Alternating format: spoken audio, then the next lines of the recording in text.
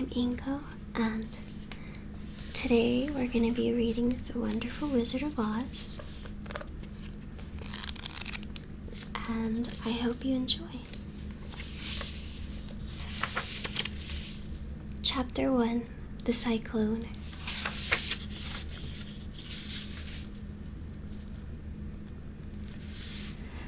Dorothy lived in the midst of the great prairies with Uncle Henry, who was a farmer, and Aunt Em, who was the farmer's wife. Their house was small, for the lumber to build it had to be carried by wagon many miles. There were 4 walls, a floor and a roof, which made one room, and this room contained a rusty-looking cook stove, a cupboard for the dishes, a table, 3 or 4 chairs, and the beds. Uncle Henry and Aunt Em had a big bed in one corner, and Dorothy a little bed in another corner.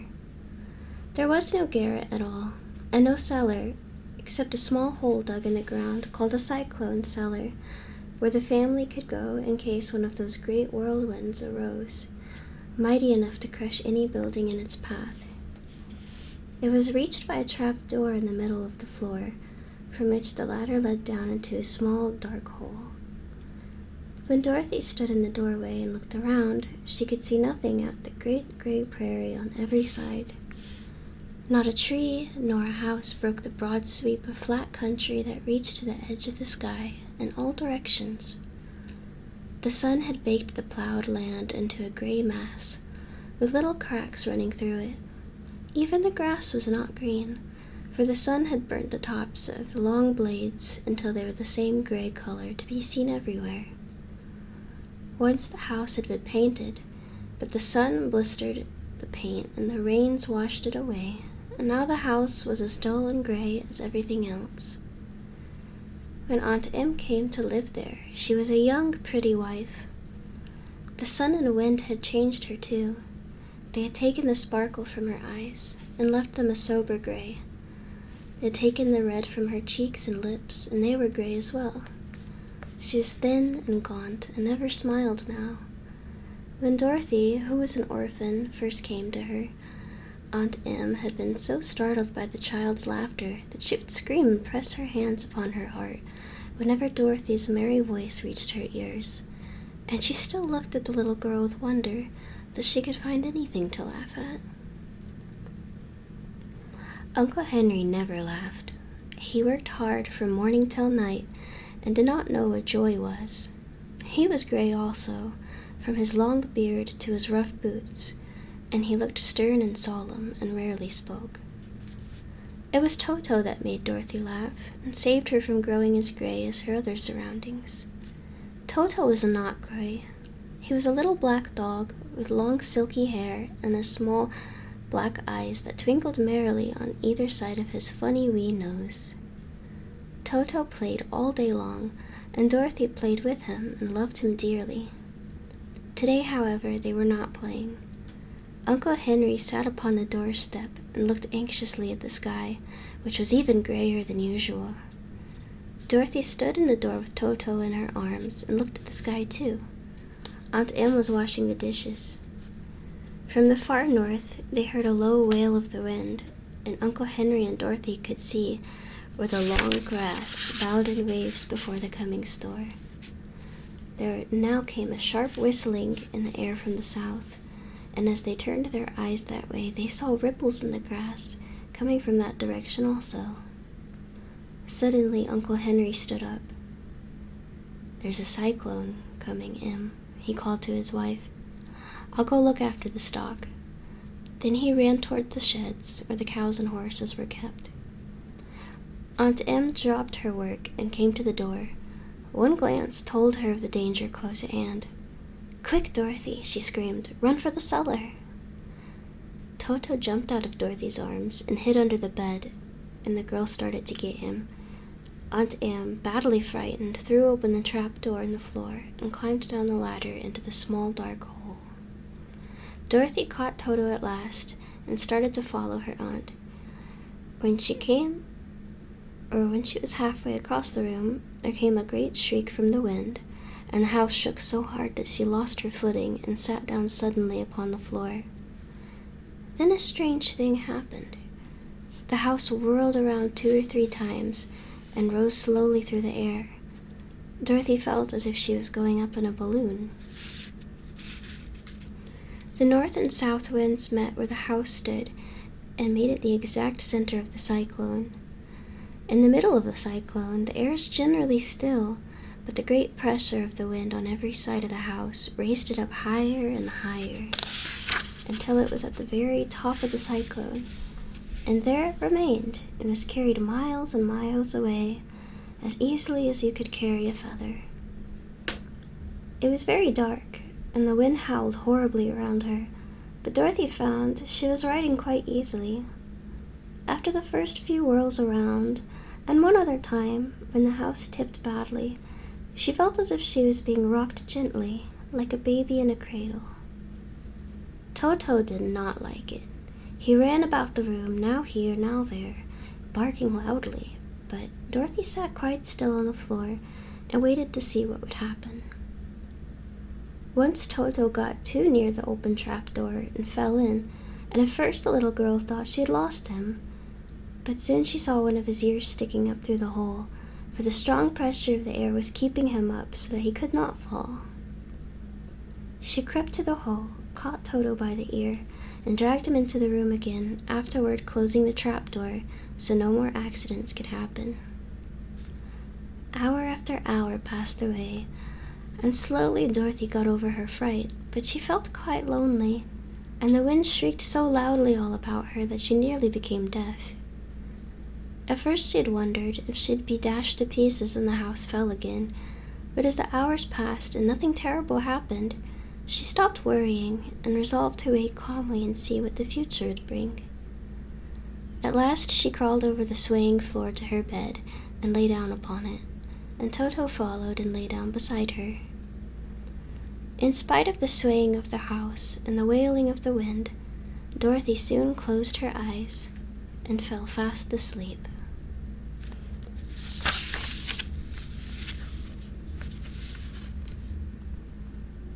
Chapter 2. The Council with the Munchkins. She was awakened by a shock so sudden and severe that if Dorothy had not been lying on the soft bed, she might have been hurt. As it was, the jar made her catch her breath and wonder what had happened, and Toto put his cold little nose into her face and whined dismally. Dorothy sat up and noticed that the house was not moving, nor was it dark, for the bright sunshine came in at the window, flooding the little room.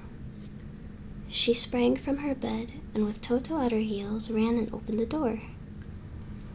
The little girl gave a cry of amazement and looked about her, her eyes growing bigger and bigger at the wonderful sights she saw. The cyclone had set the house down very gently, for a cyclone, in the midst of a country of marvelous beauty. There were lovely patches of greensward all about, with stately trees bearing rich and luscious fruits. Banks of gorgeous flowers were on every hand, and birds with rare and brilliant plumage sang and fluttered in the trees and bushes. A little way off was a small brook, rushing and sparkling along between green banks, and murmuring in a voice very grateful to a little girl who had lived so long on the dry, gray prairies. While she stood looking eagerly at the strange and beautiful sights, she noticed coming toward her a group of the queerest people she had ever seen. They were not as big as the grown folks she had always been used to, but neither were they very small. In fact, they seemed about as tall as Dorothy, who was a well-grown child for her age, although they were, so far as looks go, many years older. 3 were men and 1 a woman, and all were oddly dressed. They wore round hats that rose to a small point a foot above their heads, with little bells around the brims that tinkled sweetly as they moved. The hats of the men were blue. The little woman's hat was white, and she wore a white gown that hung in pleats from her shoulders. Over it were sprinkled little stars that glistened in the sun like diamonds. The men were dressed in blue, of the same shade as their hats, and wore well-polished boots with a deep roll of blue at the tops. The men, Dorothy thought, were about as old as Uncle Henry, for 2 of them had beards. But the little woman was doubtless much older. Her face was covered with wrinkles, her hair was nearly white, and she walked rather stiffly. When these people drew near the house where Dorothy was standing in the doorway, they paused and whispered among themselves, as if afraid to come farther. But the little old woman walked up to Dorothy, made a low bow, and said in a sweet voice, "You are welcome, most noble sorceress, to the land of the Munchkins. We are so grateful to you for having killed the wicked witch of the East, and for setting our people free from bondage." Dorothy listened to this speech with wonder. What could the little woman possibly mean by calling her a sorceress, and saying she'd killed the wicked witch of the East? Dorothy was an innocent, harmless little girl, who had been carried by a cyclone many miles from home, and she'd never killed anything in all her life. But the little woman evidently expected her to answer, so Dorothy said with hesitation, "You're very kind, but there must be some mistake. I've not killed anything." "Your house did, anyway," replied the little old woman with a laugh. "That is the same thing. See?" she continued, pointing to the corner of the house. There her 2 feet, still sticking out from under a block of wood. Dorothy looked and gave a little cry of fright. There, indeed, just under the corner of the great beam the house rested on, 2 feet were sticking out, shod in silver shoes with pointed toes. Oh dear," cried Dorothy, clasping her hands together in dismay. "The house must have fallen on her. Whatever shall we do?" "There's nothing to be done," said the little woman calmly. "But who was she?" asked Dorothy. "She was the wicked witch of the East, as I said," answered the little woman. "She's held all the Munchkins in bondage for many years, making them slave for her night and day. Now they are all set free, and are grateful to you for the favor." "Who are the Munchkins?" inquired Dorothy. "They are the people who live in this land of the East where the wicked witch ruled." "Are you a Munchkin?" asked Dorothy. "No, but I am their friend, although I live in the land of the North. When they saw the witch of the East was dead, the Munchkins sent a swift messenger to me, and I came at once. I am the witch of the North." "Oh, gracious!" cried Dorothy. "Are you a real witch?" "Yes, indeed," answered the little woman. "But I'm a good witch, and the people love me. I'm not as powerful as the wicked witch was who ruled here, or I should have set the people free myself." "But I thought all witches were wicked," said the girl, who was half frightened at facing a real witch. "Oh, no, that is a great mistake. There were only 4 witches in all the land of Oz, and 2 of them, those who live in the North and the South, are good witches. I know this is true, for I am one of them myself, and cannot be mistaken. Those who dwelt in the East and the West were indeed wicked witches, but now that you've killed one of them, there is but one wicked witch in all the land of Oz, the one who lives in the West." "But," said Dorothy, after a moment's thought, "Aunt Em told me that the witches were all dead, years and years ago." "Who's Aunt Em?" inquired the little old woman. "She is my aunt who lives in Kansas, where I come from." The witch of the North seemed to think for a time, with her head bowed and her eyes upon the ground. Then she looked up and said, "I do not know where Kansas is, for I've never heard that country mentioned before. But tell me, is it a civilized country?" "Oh, yes," replied Dorothy. "Well, then that accounts for it.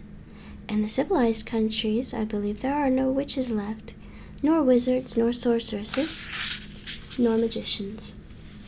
But you see, the land of Oz has never been civilized, for we are cut off from the rest of the world. Therefore, we still have witches and wizards amongst us." "Who are the wizards?" asked Dorothy. "Oz himself is the great wizard," answered the witch, sinking her voice to a whisper. "He is the most powerful than all the rest of us together. He lives in the City of Emeralds." Dorothy was going to ask another question, but just then the Munchkins, who had been standing silently by, gave a loud shout and pointed to the corner of the house where the wicked witch had been lying. "What is it?" asked the little old woman, and looked and began to laugh. The feet of the dead witch had disappeared entirely, and nothing was left but the silver shoes. "She was so old," explained the Witch of the North, "that she dried up quickly in the sun. That is the end of her. But the silver shoes are yours, and you shall have them to wear." She reached down and picked up the shoes, and after shaking the dust out of them, handed them to Dorothy. "The Witch of the East was proud of those silver shoes," said one of the Munchkins, "and there is some charm connected with them, but what it is we never knew." Dorothy carried the shoes into the house and placed them on the table. Then she came back out again to the Munchkins and said, "I'm anxious to get back to my aunt and uncle, for I'm sure they will worry about me. Can you help me find my way?" The Munchkins and the witch first looked at one another, and then at Dorothy, and shook their heads. "At the east, not far from here," said one, "there is a great desert, and none could live to cross it." "It is the same at the south," said another, "for I've been there and seen it. The south is the country of the Quadlings." "I'm told," said the third man, "that it is the same at the west, and that country, where the Winkies live, is ruled by the wicked witch of the west, who would make you her slave if you passed her way." "The north is my home," said the old lady, "and at its edge is the same great desert that surrounds this land of Oz. I'm afraid, my dear, that you'll have to live with us." Dorothy began to sob at this, for she felt lonely among all these strange people. Her tears seemed to grieve the kind-hearted Munchkins, for they immediately took out their handkerchiefs and began to weep also. As for the little old woman, she took off her cap and balanced the point on the end of her nose, while she counted 1, 2, 3, in a solemn voice. At once the cap changed to a slate on which was written in big white chalk marks, "Let Dorothy go to the City of Emeralds." The little old woman took the slate from her nose, and having read the words on it, asked, "Is your name Dorothy, my dear?" "Yes," answered the child, looking up and drying her tears. "Then you must go to the City of Emeralds. Perhaps Oz will help you." "Where is this city?" asked Dorothy. "It's exactly in the center of the country, and is ruled by Oz, the great wizard I told you of." "Is he a good man?" inquired the girl anxiously. "He is a good wizard. Whether he is a man or not, I cannot tell, for I've never seen him." "How can I get there?" asked Dorothy. "You must walk. It is a long journey through a country that is sometimes pleasant and sometimes dark and terrible. However, I will use all the magic arts I know of to keep you from harm." "Won't you go with me?" pleaded the girl, who had begun to look upon the little old woman as her only friend. "No, I cannot do that," she replied, "but I will give you my kiss, and no one will dare injure a person who has been kissed by the Witch of the North." She came close to Dorothy and kissed her gently on the forehead. Where her lips touched the girl, they left a round, shining mark, as Dorothy found out soon after. "The road to the City of Emeralds is paved with yellow brick," said the witch, "so you cannot miss it. When you get to Oz, do not be afraid of him, but tell your story and ask him to help you. Goodbye, my dear." The three Munchkins bowed low to her and wished her a pleasant journey, after which they walked away through the trees. The witch gave Dorothy a friendly little nod, whirled around on her left heel 3 times, and straightway disappeared, much to the surprise of little Toto, who barked at her loudly enough when she had gone, because he had been afraid even to growl while she stood by. But Dorothy, knowing her to be a witch, had expected her to disappear in just that way, and was not surprised in the least.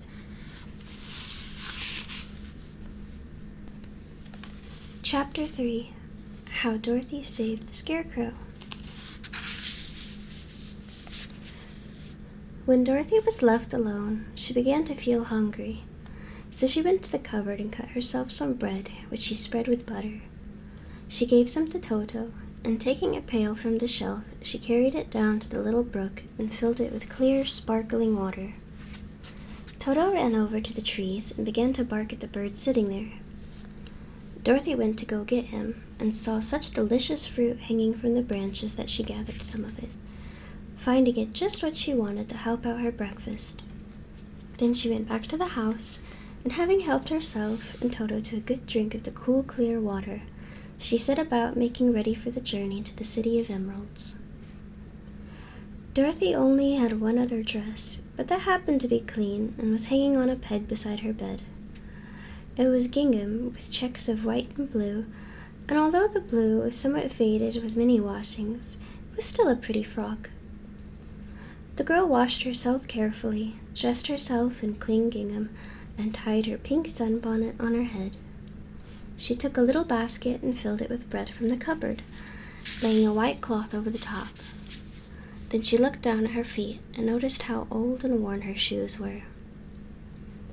"They surely will never do for a long journey, Toto," she said, and Toto looked up into her face with his little black eyes and wagged his tail to show he knew what she meant. At that moment, Dorothy saw lying on the table the silver shoes that had belonged to the Witch of the East. "I wonder if they'll fit me," she said to Toto. "They'd be just the thing to take a long walk in, for they could not wear out." She took off her old leather shoes and tried on the silver ones, which fitted her as well as if they had been made for her. Finally, she picked up her basket. "Come along, Toto," she said. "We'll go to the Emerald City and ask the Great Oz how to get back to Kansas again." She closed the door, locked it, and put the key carefully in the pocket of her dress. And so, with Toto trotting along soberly behind her, she started on her journey. There were several roads nearby, but it did not take her long to find the one paved with yellow bricks. Within a short time, she was walking briskly towards the Emerald City, her silver shoes tinkling merrily on the hard yellow roadbed. The sun shone brightly, and the birds sang sweetly, and Dorothy did not feel nearly so bad as you might think a little girl would who had been suddenly whisked away from her own country and set down in the midst of a strange land. She was surprised, as she walked along, to see how pretty the country was about her. There were neat fences at the sides of the road, and painted a dainty blue color, and beyond them were fields of grain and vegetables in abundance. Evidently, the Munchkins were good farmers and able to raise large crops. Once in a while, she would pass a house, and the people came out to look at her and bow low as she went by, for everyone knew she had been the means of destroying the wicked witch and setting them free from bondage. The houses of the Munchkins were odd-looking dwellings, for each was round, with a big dome for a roof. All were painted blue, for in this country of the East, blue is the favorite color. Toward evening, when Dorothy was tired with her long walk and began to wonder where she should pass the night, she came to a house rather larger than the rest. On the green lawn before it, many men and women were dancing. 5 little fiddlers played as loudly as possible, and the people were laughing and singing, while a big table nearby was loaded with delicious fruits and nuts, pies and cakes, and many other good things to eat. The people greeted Dorothy kindly, and invited her to supper, and to pass the night with them, for this was the home of one of the richest Munchkins in the land, and his friend gathered with him to celebrate their freedom from the bondage of the Wicked Witch. Dorothy ate a hearty supper, and was waited upon by the rich Munchkin himself, whose name was Boq. Then she sat upon a settee and watched the people dance. When Boq saw her silver shoes, he said, "You must be a great sorceress." "Why?" asked the girl. "Because you wear silver shoes, and have killed the Wicked Witch. Besides, you have white in your frock, and only witches and sorceresses wear white." "My dress is blue and white checked," said Dorothy, smoothing out the wrinkles in it. "It is kind of you to wear that," said Boq. "Blue is the color of the Munchkins, and white is the witch color, so we know you are a friendly witch."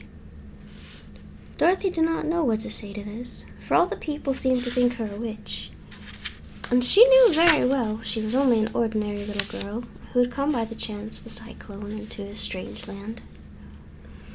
When she had tired watching the dancing, Bok led her into the house, where he gave her a room with a pretty bed in it.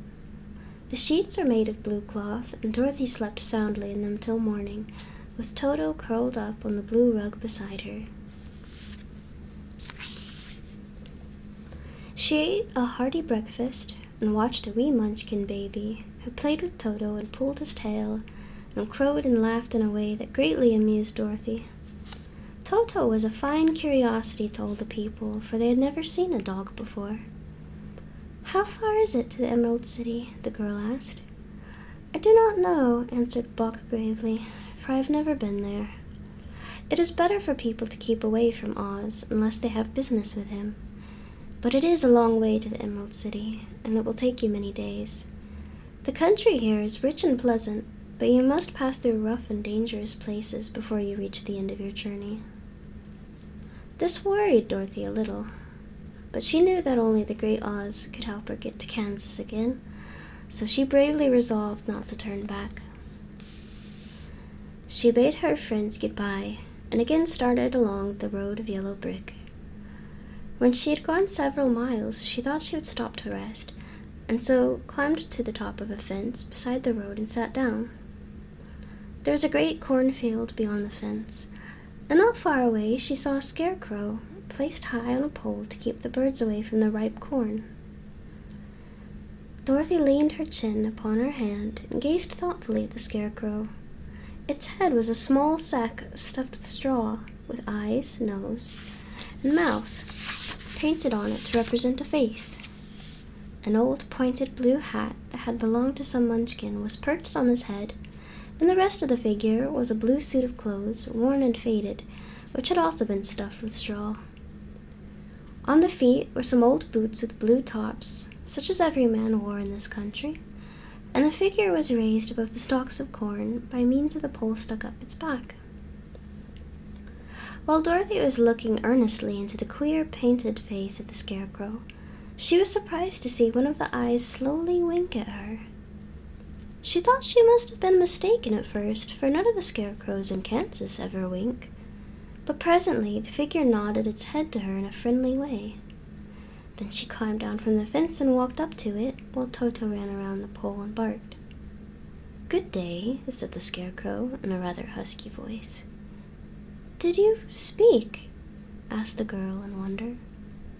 "Certainly," answered the scarecrow. "How do you do?" "I'm pretty well, thank you," replied Dorothy politely. "How do you do?" "I'm not feeling well," said the scarecrow with a smile, "for it is very tedious being perched up here night and day to scare away crows." "Can't you get down?" asked Dorothy. "No, for this pole is stuck up my back.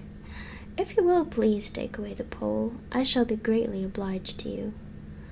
Dorothy reached up both arms and lifted the figure off the pole, for, being stuffed with straw, it was quite light. "Thank you very much," said the scarecrow, when he had been set down on the ground. "I feel like a new man." Dorothy was puzzled at this, for it sounded queer to hear a stuffed man speak, and to see him bow and walk alongside her. "Who are you?" asked the scarecrow when he had stretched himself and yawned. "And where are you going?" "My name is Dorothy," said the girl, "and I'm going to the Emerald City, to ask the Great Oz to send me back to Kansas." "Where is the Emerald City?" he inquired. "And who is Oz?" "Why, don't you know?" she returned in surprise. "No, indeed, I don't know anything. You see, I'm stuffed, so I have no brains at all," he answered sadly. "Oh," said Dorothy, "I'm awfully sorry for you." "Do you think," he asked, "if I go to the Emerald City with you, that Oz would give me some brains?" "I cannot tell," she returned, "but you may come with me if you like. If Oz will not give you any brains, you will be no worse off than you are now." "That is true," said the scarecrow. "You see," he continued confidentially, "I don't mind my legs and arms and body being stuffed, because I cannot get hurt. If anyone treads on my toes or sticks a pin into me, it doesn't matter, for I can't feel it. But I do not want people to call me a fool, and if my head stays stuffed with straw instead of brains, as yours is, how am I ever to know anything?" "I understand how you feel," said the little girl, who was truly sorry for him. "If you will come with me, I'll ask Oz to do all he can for you." "Thank you," he asked gratefully. They walked back to the road. Dorothy helped him over the fence, and they started along the path of yellow brick for the Emerald City. Toto did not like this addition to the party at first. He smelled around the stuffed man, as if he suspected there might be a nest of rats in the straw, and he often growled in an unfriendly way at the Scarecrow. "Don't mind Toto," said Dorothy to her new friend. "He never bites." "Oh, I'm not afraid," replied the Scarecrow. "He can't hurt the straw. Do let me carry that basket for you. I shall not mind it, for I can't get tired. I'll tell you a secret," he continued, as he walked along. "There is only one thing in the world I am afraid of." "What is that?" asked Dorothy. "The Munchkin farmer who made you?" "No," answered the Scarecrow. "It's a lighted match." Chapter 4. The Road Through the Forest. After a few hours, the road began to be rough, and the walking grew so difficult that the Scarecrow often stumbled over the yellow bricks, which were here very uneven. Sometimes, indeed, they were broken or missing altogether, leaving holes that Toto jumped across and Dorothy walked around. As for the Scarecrow, having no brains, he walked straight ahead, and so stepped into the holes, and fell at full length on the hard bricks. It never hurt him, however, and Dorothy would pick him up and set him upon his feet again, while he joined her in laughing merrily at his own mishap. The farms were not nearly so well cared for here as they were farther back. There were fewer houses and fewer fruit trees, and the farther they went, the more dismal and lonesome the country became. At noon they sat down by the roadside, near a little brook, and Dorothy opened her basket and got out some bread. She offered a piece to the Scarecrow, but he refused. "I'm never hungry," he said, "and it is a lucky thing I'm not, for my mouth is only painted, and if I should cut a hole in it so I could eat, the straw I'm stuffed with would come out, and that would spoil the shape of my head." Dorothy saw at once that this was true, so she only nodded and went on eating her bread. "Tell me something about yourself and the country you came from," said the Scarecrow, when she had finished her dinner. So she told him all about Kansas, and how gray everything was there, and how the cyclone had carried her to this queer land of Oz. The Scarecrow listened carefully, and said, "I cannot understand why you should wish to leave this beautiful country and go back to the dry, gray place you call Kansas." "That is because you have no brains," answered the girl. "No matter how dreary and gray our homes are, we people of flesh and blood would rather live there than in any other country, be it ever so beautiful. There is no place like home." The Scarecrow sighed. "Of course I cannot understand it," he said. "If your heads were stuffed with straw like mine, you'd probably all live in the beautiful places, and then Kansas would have no people at all. It is fortunate for Kansas that you have brains." "Won't you tell me a story while we are resting?" asked the child. The Scarecrow looked at her reproachfully and answered, "My life has been so short that I really don't know nothing whatever. I was only made the day before yesterday. What happened in the world before that time is all unknown to me. Luckily, when the farmer made my head, one of the first things he did was to paint my ears, so that I heard what was going on. There was another Munchkin with him, and the first thing I heard was the farmer saying, 'How do you like those ears?' 'They aren't straight,' answered the other. 'Never mind,' said the farmer, 'there are ears just the same,' which was true enough. 'Now I'll make the eyes,' said the farmer, So he painted my right eye, and as soon as it was finished, I found myself looking at him and at everything around me with a great deal of curiosity, for this is my first glimpse of the world. "That's a rather pretty eye," remarked the Munchkin, who was watching the farmer. "Blue paint is just the color for eyes." "I think I'll make the other a little bigger," said the farmer, and when the second eye was done, I could see much better than before. Then he made my nose and mouth, but I did not speak because at that time I didn't know what a mouth was for. I had the fun of watching them make my body and my arms and legs, and when they fastened on my head at last, I felt very proud, for I thought I was just as good a man as anyone. "This fellow will scare the crows fast enough," said the farmer. "He looks just like a man." "Why, he is a man," said the other, and I quite agreed with him. The farmer carried me under his arm to the cornfield and set me up on a tall stick where you found me. He and his friend soon after walked away and left me alone. I did not like to be deserted this way, so I tried to walk after them, but my feet would not touch the ground, and I was forced to stay on that pole. It was a lonely life to lead, for I had nothing to think of, having been made such a little while before. Many crows and other birds flew into the cornfield, but as soon as they saw me, they flew away again, thinking that I was a Munchkin, and this pleased me and made me feel like I was quite an important person.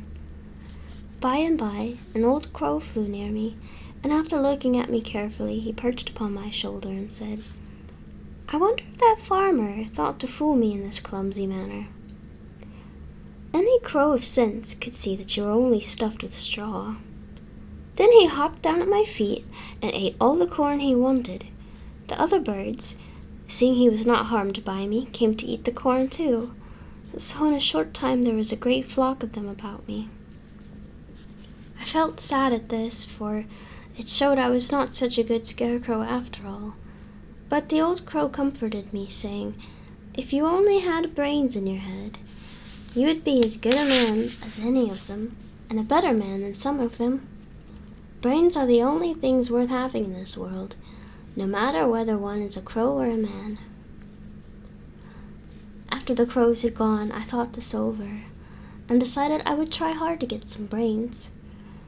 By good luck you came along and pulled me off the stake, and from what you say, I'm sure the great Oz will give me brains as soon as we get to the Emerald City. "I hope so," said Dorothy earnestly, "since you seem anxious to have them." "Oh, yes, I am anxious," returned the Scarecrow. "It is such an uncomfortable feeling to know one is a fool." "Well," said the girl, "let us go," and she handed the basket to the Scarecrow. There were no fences at all by the roadside now, and the land was rough and untilled. Toward evening they came to a great forest, where the trees grew so big and close together that their branches met over the road of yellow brick. It was almost dark under the trees, for the branches shut out the daylight, but the travelers did not stop and went on into the forest. "If this road goes in, it must come out," said the Scarecrow, "and as the Emerald City is at the other end of the road, we must go wherever it leads us." "Anyone would know that," said Dorothy. "Certainly, that is why I know it," returned the Scarecrow. "If it required brains to figure out, I should have said it, or I never should have said it." After an hour or so, the light faded away, and they found themselves stumbling in the darkness. Dorothy could not see it all, but Toto could, for some dogs see very well in the dark, and the Scarecrow declared he could see as well as by day. So she took hold of his arm and managed to get along fairly well. "If you see any house or any place where we can pass the night," she said, "you must tell me, for it is very uncomfortable walking in the dark." Soon after, the Scarecrow stopped. "I see a little cottage at the right of us," he said, "built of logs and branches. Shall we go there?" "Yes, indeed," answered the child. "I'm all tired out." So the Scarecrow led her through the trees until they reached the cottage, and Dorothy entered and found a bed of dried leaves in one corner. She lay down at once, and with Toto beside her, soon fell into a sound sleep. The Scarecrow, who was never tired, stood up in another corner and waited patiently until morning came. Chapter 5. The Rescue of the Tin Woodman. When Dorothy awoke, the sun was shining through the trees, and Toto had long been chasing out birds around him and squirrels. She sat up and looked around her. There was the Scarecrow, still standing patiently in his corner, waiting for her. "We must go and search for water," she said to him. "Why do you want water?" he asked. "To wash my face clean after the dust of the road, and to drink so the dry bread will not stick in my throat." "It must be inconvenient to be made of flesh," said the Scarecrow thoughtfully, "for you must sleep and eat and drink. However, you have brains, and it is worth a lot of bother to be able to think properly." They left the cottage and walked through the trees until they found a little spring of clear water, where Dorothy drank and bathed and ate her breakfast. She saw there was not much bread left in the basket, and the girl was thankful the Scarecrow did not have to eat anything, for there was scarcely enough for herself and Toto for the day. When she had finished her meal, and was about to go back to the road of the yellow brick, she was startled to hear a deep groan nearby. "What was that?" she asked timidly. "I cannot imagine," replied the Scarecrow, "but we can go and see." Just then another groan reached their ears, and the sound seemed to come from behind them. They turned and walked through the forest a few steps, when Dorothy discovered something shining in a ray of sunshine that fell between the trees. She ran to the place, and then stopped short, with a little cry of surprise. One of the big trees had been partly chopped through, and standing beside it, with an uplifted axe in his hands, was a man made entirely of tin. His head and arms and legs were jointed upon his body, but he stood perfectly motionless, as if he could not stir at all. Dorothy looked at him in amazement, and so did the Scarecrow, while Toto barked sharply and made a snap at the tin legs, which hurt his teeth. "Did you groan?" asked Dorothy. "Yes," answered the Tin Man, "I did. I've been groaning for more than a year, and no one has ever heard me before or come to help me." "What can I do for you?" she inquired softly, for she was moved by the sad voice in which the man spoke. "Get an oil can and oil my joints," he answered. "They are rusted so badly I cannot move them at all. If I am well oiled, I shall soon be all right again. You will find an oil can on a shelf in my cottage." Dorothy at once ran back to the cottage and found the oil can, and she returned and asked anxiously, "Where are your joints?" "Oil my neck first," replied the Tin Woodman. So she oiled it, and as it was quite badly rusted, the Scarecrow took hold of the tin head and moved it gently from side to side until it worked freely, and then the man could turn it himself. "Now oil the joints in my arms," he said, and Dorothy oiled them, and the Scarecrow bent them carefully until they were quite free from rust and good as new. The Tin Woodman gave a sigh of satisfaction and lowered his axe, which he leaned against the tree. "This is a great comfort," he said. "I've been holding out that axe in the air ever since I rusted, and I'm glad to be able to put it down at last. Now, if you will oil the joints of my legs, I shall be all right once more." So they oiled his legs until he could move them freely, and he thanked them again and again for his release, for he seemed a very polite creature and very grateful. "I might have stood there always if you'd not come along," he said. "So you've certainly saved my life. How did you happen to be here?" "We are on our way to the Emerald City, to see the great Oz," she answered, "and we stopped at your cottage to pass the night." "Why do you wish to see Oz?" he asked. "I want him to send me back to Kansas, and the Scarecrow wants to put a few brains in his head," she replied. The Tin Woodman appeared to think deeply for a moment. Then he said, "Do you suppose Oz could give me a heart?" "Why, I guess so," Dorothy answered. "It would be as easy as to give the Scarecrow brains." true," the Tin Woodman returned. "So, if you will allow me to join your party, I will also go to the Emerald City and ask Oz to help me." "Come along," said the Scarecrow heartily, and Dorothy added that she would be pleased to have his company. So the Tin Woodman shouldered his axe, and they all passed through the forest until they came to the road that was paved with yellow brick. The Tin Woodman had asked Dorothy to put the oil can in her basket. "For," he said, "if I should get caught in the rain and rust again, I would need the oil can badly."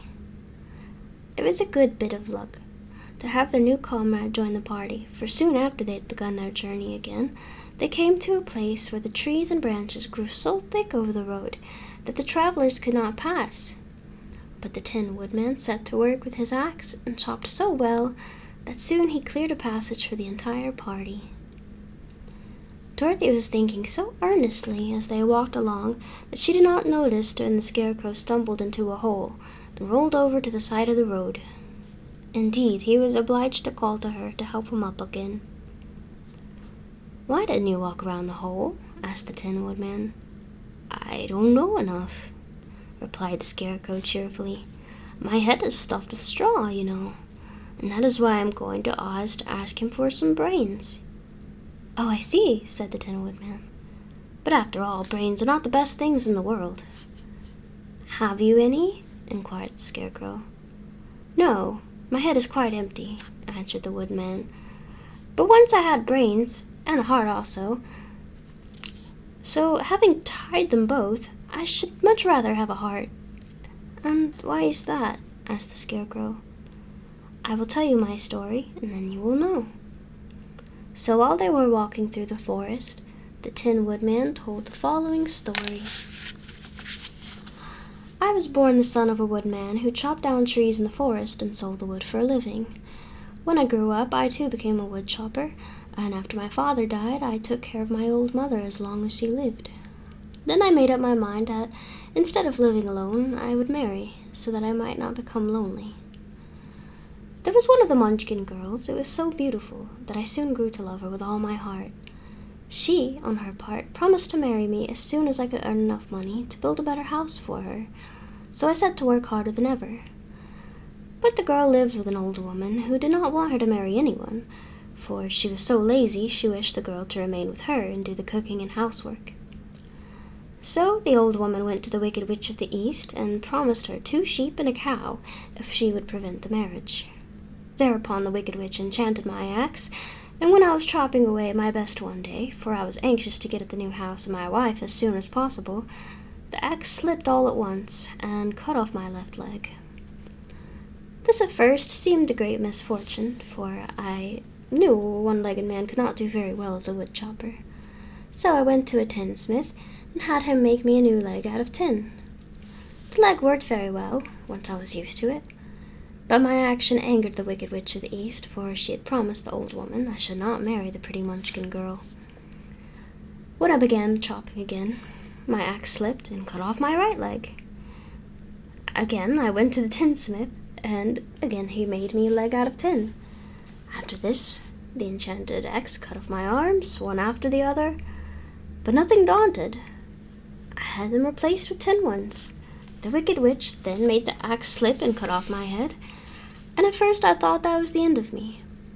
But the tinsmith happened to come along, and he made me a new head out of tin. I thought I had beaten the Wicked Witch then, and I worked harder than ever, but I little knew how cruel my enemy could be. She thought of a new way to kill my love for the beautiful Munchkin maiden, and made my axe slip again, so that it cut right through my body, splitting me into 2 halves. Once more the tinsmith came to my help and made me a body out of tin, fastening my tin arms and legs and head to it by means of joints, so that I could move around as well as ever. But alas, I had now no heart, so that I had lost all my love for the Munchkin girl, and did not care whether I married her or not. I suppose she is still living with the old woman, waiting for me to come after her. My body shone so brightly in the sun that I felt very proud of it, and it did not matter now if my axe slipped, for it could not cut me. There was only one danger, that my joints would rust, but I kept an oil can in my cottage and took care to oil myself whenever I needed it. However, there came a day when I forgot to do this, and being caught in a rainstorm, before I thought of the danger, my joints had rusted, and I was left to stand in the woods until you came to help me. It was a terrible thing to undergo, but during the year I stood there, I had time to think that the greatest loss I had known was the loss of my heart. While I was in love, I was the happiest man on earth, but no one can love who has not a heart, and so I'm resolved to ask Oz to give me one. If he does, I will go back to the Munchkin Maiden and marry her. Both Dorothy and the Scarecrow had been greatly interested in the story of the Tin Woodman, and now they knew why he was so anxious to get a new heart. "All the same," said the Scarecrow, "I shall ask for brains instead of a heart, for a fool would not know what to do with a heart if he had one." "I shall take the heart," returned the Tin Woodman, "for brains do not make one happy, and happiness is the best thing in the world." Dorothy did not say anything, for she was puzzled to know which of her two friends was right, and decided if she could only get back to Kansas and Aunt Em, it did not matter so much whether the Woodman had no brains and the Scarecrow had no heart, or each got what he wanted. What worried her most was that the bread was nearly gone, and another meal for herself and Toto would empty the basket. To be sure, neither the Woodman nor the Scarecrow ever ate anything, but she was not made of tin nor straw, and could not live unless she was fed. Chapter 6. The Cowardly Lion. All this time, Dorothy and her companions had been walking through the thick woods. The road was still paved with yellow brick, but these were much covered by dried branches and dead leaves from the trees, and the walking was not at all good. There were few birds in this part of the forest, for birds love the open country where there's plenty of sunshine. But now and then there came a deep growl from some wild animal hidden among the trees. These sounds made the little girl's heart beat fast, for she did not know what made them, but Toto knew, and he walked close to Dorothy's side and did not even bark in return. "How long will it be," the child asked of the Tin Woodman, "before we are out of the forest?" "I cannot tell," was the answer, "for I have never been to the Emerald City. But my father went there once when I was a boy, and he said it was a long journey through a dangerous country. Although nearer to the city where Oz dwells, the country is beautiful. But I am not afraid so long as I have my oil can, and nothing can hurt the Scarecrow, while you bear upon your forehead the mark of the Good Witch's kiss, and that will protect you from harm." "But Toto," said the girl anxiously, what will protect him?" "We must protect him ourselves if he is in danger," replied the Tin Woodman. Just as he spoke, there came from the forest a terrible roar, and the next moment a great lion bounded into the road. With one blow of his paw, he sent the Scarecrow spinning over and over to the edge of the road, but then he struck at the Tin Woodman with his sharp claws. But to the lion's surprise, he could make no impression on the tin, although the Woodman fell over in the road and lay still. Little Toto, now that he had an enemy to face, ran barking toward the lion, and the great beast had opened his mouth to bite the dog, when Dorothy, fearing Toto would be killed, and heedless of danger, rushed forward and slapped the lion upon his nose as hard as she could, while she cried out, "Don't you dare to bite Toto! You ought to be ashamed of yourself, big beast like you, to bite a poor little dog." "I didn't bite him," said the lion, as he rubbed his nose with his paw where Dorothy had hit it. "No, but you tried to," she retorted. "You're nothing but a big coward." "I know it," said the lion, hanging his head in shame. "I've always known it, but how can I help it?" "I don't know, I'm sure, to think you're striking a stuffed man like the poor Scarecrow." Is he stuffed?" asked the lion in surprise, as he watched her pick up the Scarecrow and set him upon his feet, while she patted him into shape again. "Of course he is stuffed," replied Dorothy, who was still angry. That's why he went over so easily, remarked the lion. It astonished me to see him whirl around so. Is the other one stuffed also? No, said Dorothy. He's made of tin. And she helped the woodman up again. That's why you nearly blunted my claws, said the lion. When they scratched against the tin, it made a cold shiver run down my back. What is that little animal you're so tender of? He is my dog, Toto, answered Dorothy. Is he made of tin or stuffed? Asked the lion. Neither. He's a meat dog, said the girl. Oh, he's a curious animal and seems remarkably small now that I look at him. No one would think of biting such a little thing except a coward like me, continued the lion sadly. What makes you a coward? Asked Dorothy, looking at the great beast in wonder, for he was as big as a small horse. It's a mystery, replied the lion. I suppose I was born that way. Only other animals in the forest naturally expect me to be brave, for the lion is everywhere thought to be the king of beasts. I learned that if I roared very loudly, every living thing was frightened and got out of my way. Whenever I've met a man, I've been awfully scared, but I just roared at him, and he's always run away as fast as he could go. If the elephants and the tigers and the bears had ever tried to fight me, I should have run myself. I'm such a coward, but just as soon as they hear me roar, they all try to get away from me, and of course I let them go. But that isn't right. The king of beasts shouldn't be a coward, said the scarecrow. I know it, returned the lion, wiping a tear from his eye with the tip of his tail. It is my great sorrow, and it makes my life very unhappy. But whenever there is danger, my heart begins to beat fast. Perhaps you have heart disease, said the Tin Woodman. It may be, said the lion.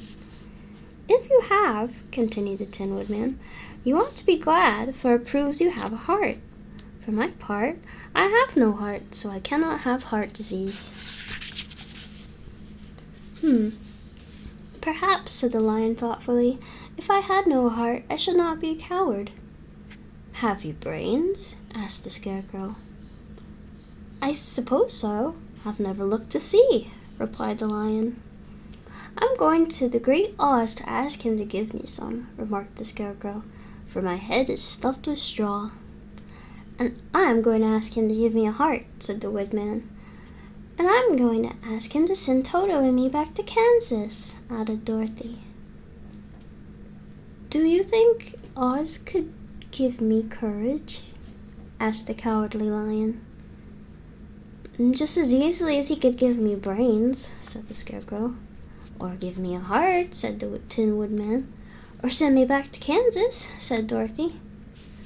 Then if you don't mind, I'll go with you, said the lion, for my life is simply unbearable without a bit of courage. You will be very welcome, answered Dorothy, for you'll help to keep away the other wild beasts. It seems to me they must be more cowardly than you, if they allow you to scare them so easily. They really are, said the lion, but that doesn't make me any braver, and as long as I know myself to be a coward, I shall be unhappy. So once more the little company set off upon the journey, the lion walking with stately strides at Dorothy's side. Toto did not approve of this new comrade at first, for he could not forget how he had nearly been crushed between the lion's great jaws, but after a time he became more at ease, and presently Toto and the cowardly lion had grown to be good friends. During the rest of that day there was no other adventure to mar the peace of their journey. Once, indeed, the Tin Woodman stepped upon a beetle that was crawling along the road, and killed the poor little thing. This made the Tin Woodman very unhappy, for he was always careful not to hurt any living creature, and as he walked along he wept several tears of sorrow and regret. These tears ran slowly down his face and over the hinges of his jaw, and there they rusted. When Dorothy presently asked him a question, the Tin Woodman could not open his mouth, for his jaws were tightly rusted together. He became greatly frightened at this, and made many motions to Dorothy to relieve him, but she could not understand. The lion was also puzzled to know what was wrong. But the Scarecrow seized the oil can from Dorothy's basket and oiled the woodman's jaws, so that after a few moments he could talk as well as before.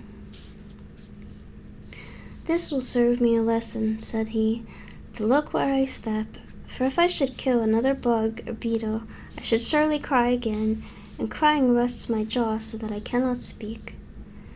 Thereafter he walked very carefully, with his eyes on the road, and when he saw a tiny ant toiling by, he would step over it so as not to harm it. The Tin Woodman knew very well he had no heart, and therefore he took great care never to be cruel or unkind to anything. "You people with hearts," he said, "have something to guide you, and need never do wrong, but I have no heart, and so I must be very careful. When Oz gives me a heart, of course I needn't mind so much." Chapter 7. The Journey to the Great Oz.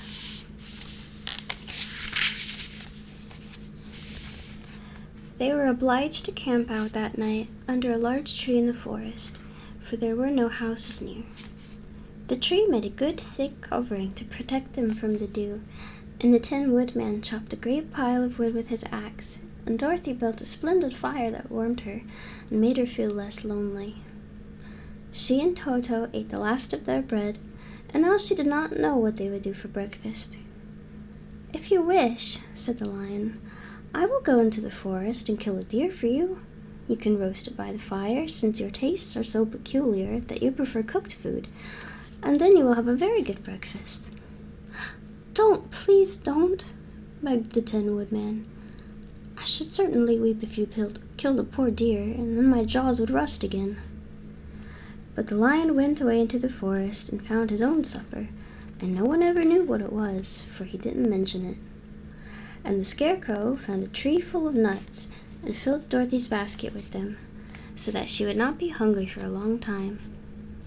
She thought this was very kind and thoughtful of the Scarecrow, but she laughed heartily at the awkward way in which the poor creature picked up the nuts. His padded hands were so clumsy, and the nuts were so small, that he dropped almost as many as he put in the basket. But the Scarecrow did not mind how long it took him to fill the basket, for it enabled him to keep away from the fire, as he feared a spark might get into his straw and burn him up. So he kept a good distance away from the flames, and only came near to cover Dorothy with dry leaves when she lay down to sleep. These kept her very snug and warm, and she slept soundly until morning. When it was daylight, the girl bathed her face in a little rippling brook, and soon after they all started towards the Emerald City. This was to be an eventful day for the travelers. They had hardly been walking an hour when they saw before them a great ditch that crossed the road and divided the forest as far as they could see on either side. It was a very wide ditch, and when they crept up to the edge and looked into it, they could see it was also very deep, and there were many big jagged rocks at the bottom.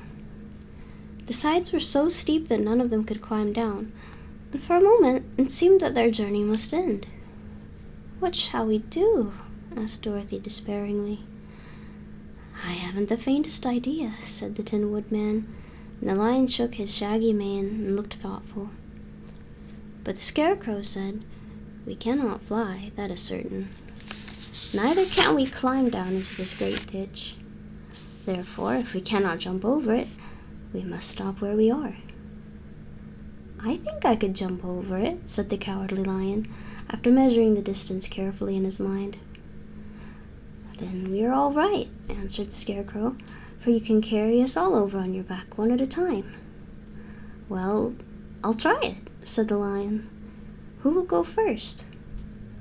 "I will," declared the Scarecrow, "for if you found that you could not jump over the gulf, Dorothy would be killed, or the Tin Woodman badly dented on the rocks below.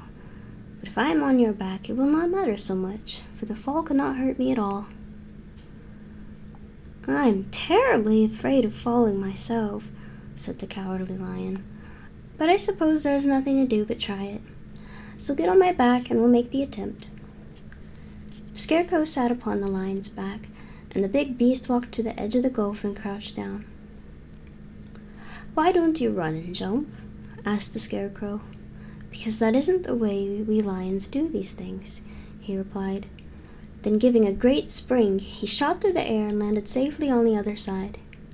They were all greatly pleased to see how easily he did it, and after the Scarecrow had got down from his back, the lion sprang across the ditch again.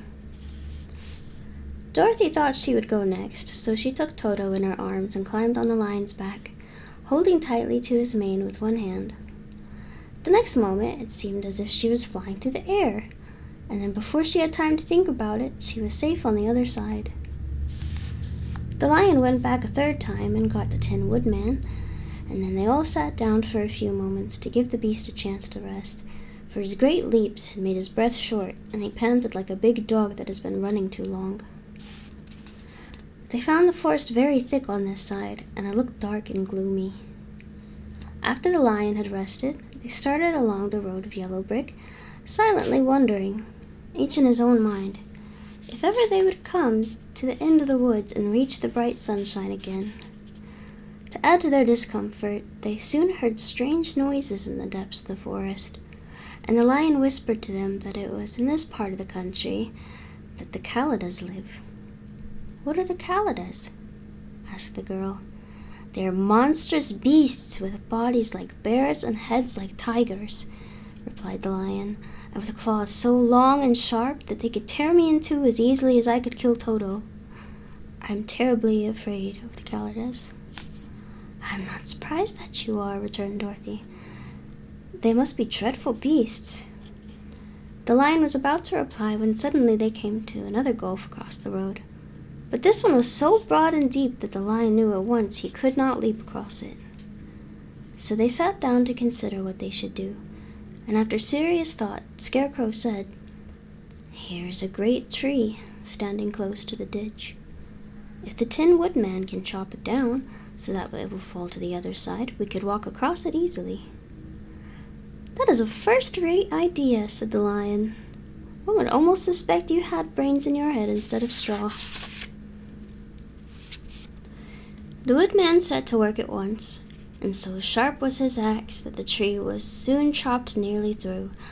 Then the lion put his strong front legs against the tree and pushed with all his might, and slowly the big tree tipped and fell with a crash across the ditch, with his top branches on the other side.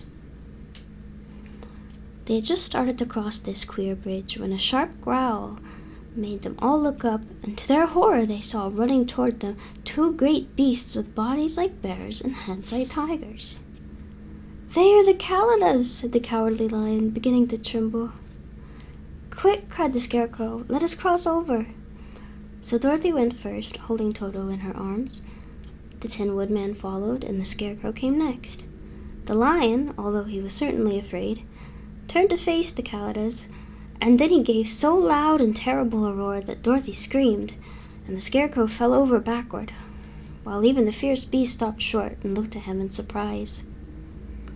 But seeing they were bigger than the lion, and remembering that there were two of them and only one of him, the Kalidas again rushed forward, and the lion crossed over the tree and turned to see what they would do next.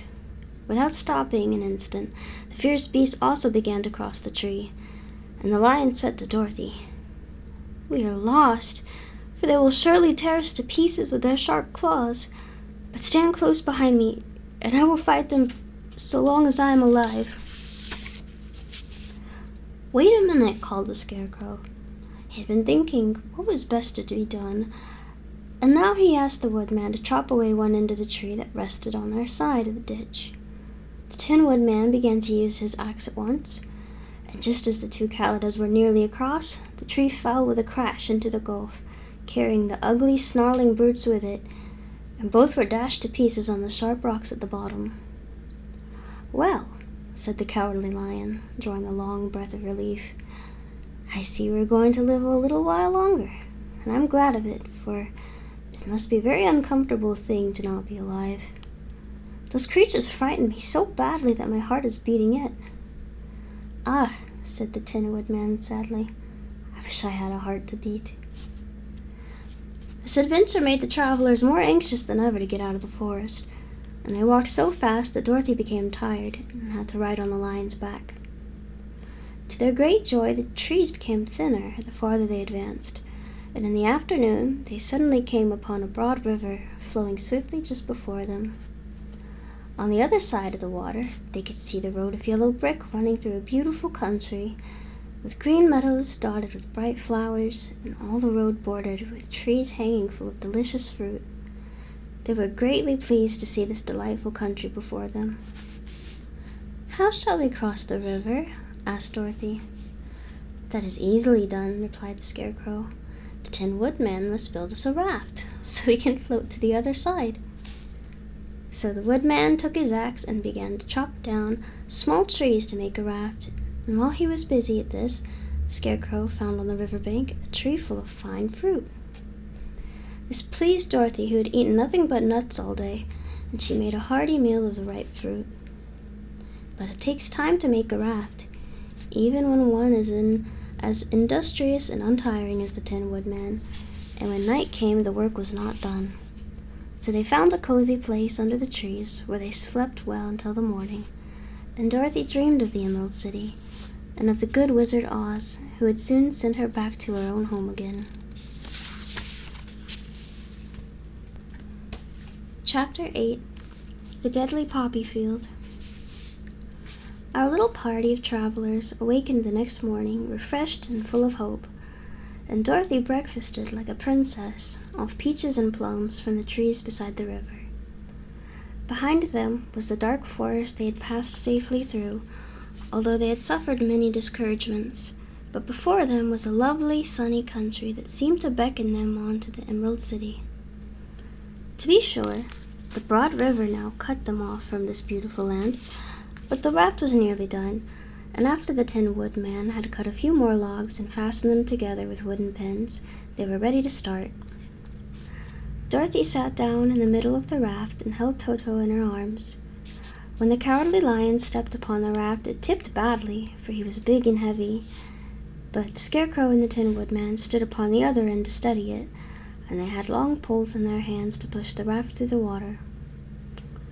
They got along quite well at first, but when they reached the middle of the river, the swift current swept the raft downstream, farther and farther away from the road of yellow brick, and the water grew so deep that the long poles would not touch the bottom.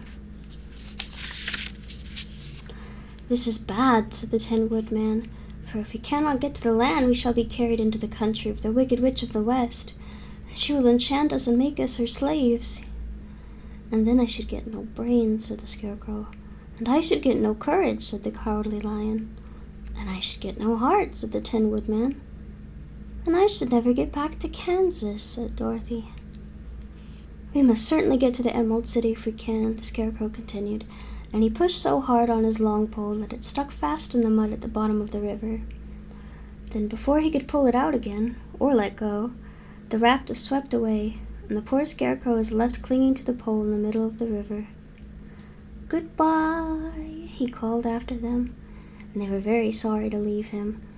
Indeed, the Tin Woodman began to cry, but fortunately remembered that he might rust, and so dried his tears on Dorothy's apron. Of course this was a bad thing for the Scarecrow. "I'm now worse off than when I first met Dorothy," he thought.